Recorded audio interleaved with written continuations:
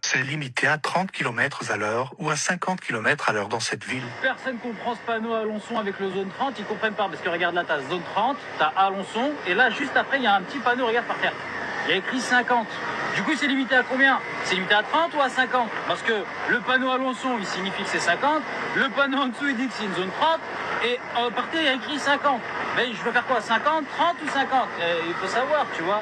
Je vais pas te laisser en galère, je vais t'expliquer, tu vas voir, c'est super facile. Finalement, le panneau d'entrée d'agglomération signifie 50, on le sait tous ça, parce que c'est dans toutes les villes pareil. Tu peux liker pour me donner un petit coup de main si tu veux. Le panneau zone 30, vu qu'il est collé au panneau d'agglomération, bah, il signifie que le panneau d'agglomération, il veut plus dire 50, ça veut dire on oublie ce 50 là, et il se transforme en zone 30, ça veut dire que toute la ville qui sera affichée au-dessus, donc elle sera en zone 30. Donc déjà, on part plus du principe que le panneau agglomération signifie 50, le panneau d'agglomération, il signifie le panneau en dessous, tu vois, donc si en dessous il y a zone 30, ça veut dire que toute la ville c'est zone 30. Maintenant, il te reste plus qu'à avoir des contre-indications, c'est-à-dire que quand tu vas rouler sur la route, si tu tombes sur d'autres marquages au sol qui te disent une autre vitesse, tu dois utiliser le dernier marquage que tu as vu. En gros, si, imaginons qu'oublie cette histoire de tous les panneaux là. Imaginons que tu rentres dans la ville de Troyes et que la ville de Troyes, tu sais, c'est un panneau 50 et que tu rentres et que tu croises un panneau 30, tu vas rouler à 30 parce que finalement c'est limité à 30 dans cette rue-là, tu le sais, mais pourtant toute la ville c'est 50. En gros, c'est exactement la même chose, sauf que maintenant toute la ville c'est zone 30 et quand tu croises un panneau 50, tu as le droit de rouler à 50 à ces endroits-là. Mais dès que tu vas tourner, paf, ça revient à 30. Sauf si tu retombes sur un panneau limité à 50 par exemple.